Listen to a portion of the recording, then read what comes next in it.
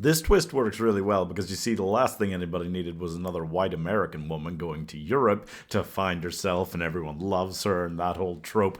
As someone European who's had to watch a lot of those, I think it's just wonderful to do the twist where it's like, nah.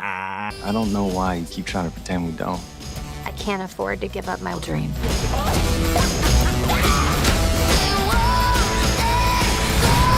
What's that dream now?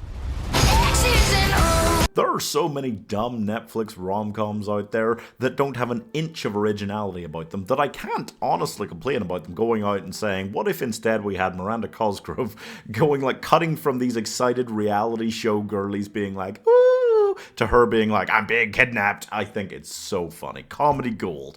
Is it actually a good film?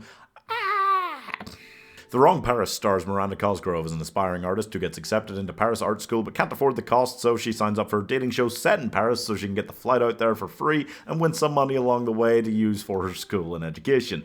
Unfortunately, it ends up being set in Paris, Texas. Haha. Funny, what? And then she has to be stuck on this reality show trying to get herself thrown off while still keeping the money for all the appearance fees, and it's a whole shenanigan. But then she meets the cowboy that they're all vying for and is all like, what? Hot. That's it, yeah. And you would think that it's the kind of thing that's going to be like super just cringe and cheesy the entire time. It is a little bit, but it's also surprisingly funny. I laughed out loud several times and caught myself going, wait, really? Is this good? And then it kind of like slowly tapered off a little bit as it went on, and I figured out, not really. This is a film with all the hallmarks, literally, of the genre. It does have issues. I think the third act drama is so contrived and silly and nonsensical. Really brought it down for me a bit after the first hour was nothing but kooky and silly and fun, and I actually enjoyed it a surprising amount. Enough to be kind of going like, this is at the level. For one of these, it's original enough that you're going, this couldn't be a Hallmark movie. You know, Hallmark wouldn't make this.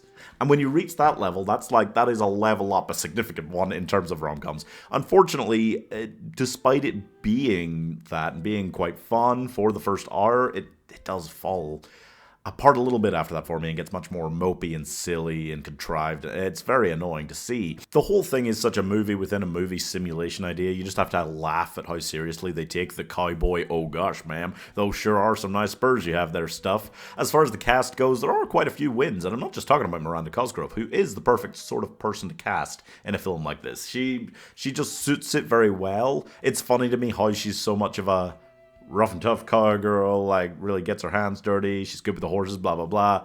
The perfect person to be on his ranch with him, because he actually works with horses and is a proper ranch guy.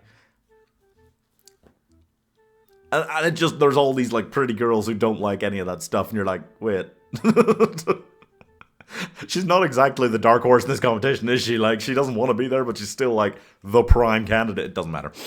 The rest of the cast, though, the big wins are across the other girls, the other contestants. I mean, some of them are so fun. Jasmine is just such a kooky character.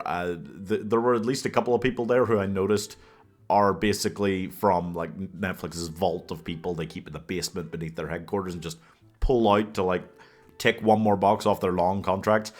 Yeah, a few of them. The Cinderella lady, she was funny. The main, like, villainous girl was fine. It did just have such a weird energy about it, because you have all of these like reality show things, and it was actually going through like, oh, this competition, and then you win this date, and here's this going on, here's what's happening. Like, there was a lot of that, but also I don't feel like this would have made a really good reality show. There's so much of the stuff they didn't film, apparently. If you're floating around on Netflix watching the same kind of stuff over and over, then you don't need me to recommend this, because you're probably just going to watch it. They really pushed this one hard on the marketing for some reason. I think that reason is that it's autumn. Honestly, I think they were just like, oh yeah, let's check out one of these that's not complete crap in autumn, and people will just be like, yeah, we can just stay in tonight and watch this, and just under the blankets, yes. And I'm fine with that. I can't complain about that. I did that, and it was great. Even though the film is not, like, great. You know what I mean? It is totally passable. It's completely fine. It really is almost, like, guilty pleasure-ish. And I would have called it that after the first hour, because I was like, oh, well, I don't really like this film about a dating show and cowboys. It's so silly and American. But I kind of did. I slightly less later in the film, but I still can't say that I disliked it at the end of the day. Would I watch it again? Probably not. There's just still a lot of better ones you could watch that are similar, but better. But still, I wish I could give this just slightly less stars. 3 stars. Yeah, it's just one of those things. You're like, no, I don't like it. And then you'll like find yourself at the end of the year tallying up like what's your Netflix movies top 10 list, and it'll be on it, and you'll be like, oh, is it really?